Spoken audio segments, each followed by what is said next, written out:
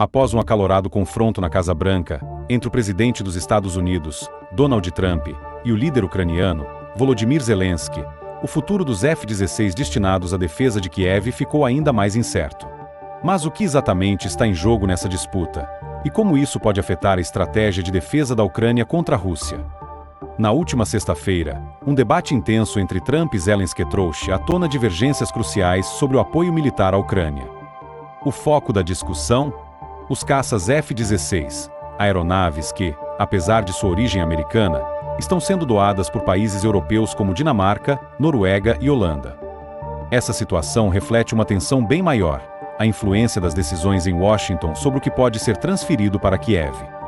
Embora os F-16 sejam de propriedade das nações europeias que os doaram, as condições de uso impostas pelo Pentágono mantêm uma conexão direta com os Estados Unidos.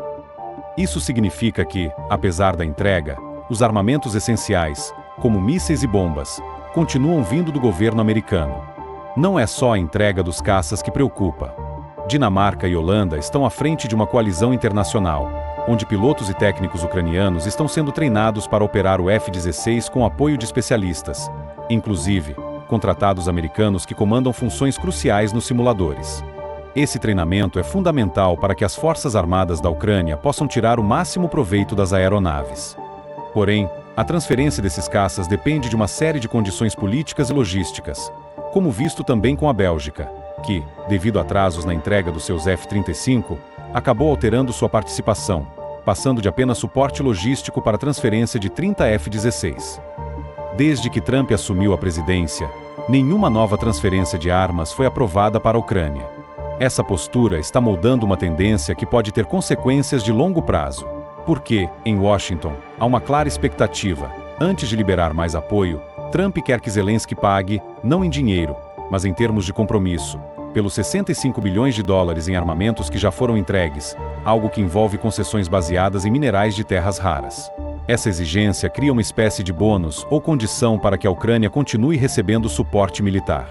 Se essa troca não ocorrer conforme o esperado, os F-16, uma peça-chave no arsenal ucraniano, podem acabar sendo comprometidos, deixando o país com um sério desafio na defesa contra as agressões. Para entender a fundo essa situação, é importante analisar como acordos militares funcionam em meio a interesses geopolíticos. Condições de usuário final. Mesmo quando um país doa armamentos, as regras impostas pelo doador podem limitar o uso ou, até mesmo, condicionar futuras transferências. Treinamento e suporte técnico.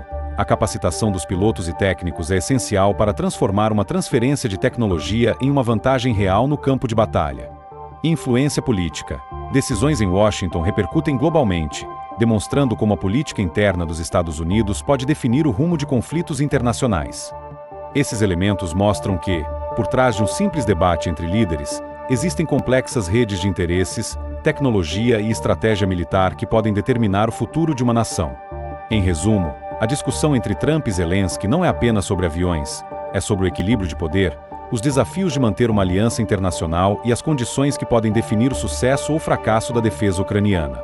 Para os espectadores, a lição é clara. Em um mundo interconectado, cada decisão política e cada condição de transferência podem transformar o panorama de uma guerra. Conhecer esses detalhes é essencial para entender o que está em jogo e como as forças globais se articulam para manter ou alterar esse equilíbrio. Gostou desse mergulho nos bastidores da geopolítica e da estratégia militar? Deixe seu comentário, compartilhe suas ideias e inscreva-se para mais análises que desvendam os detalhes que fazem a diferença. Até a próxima!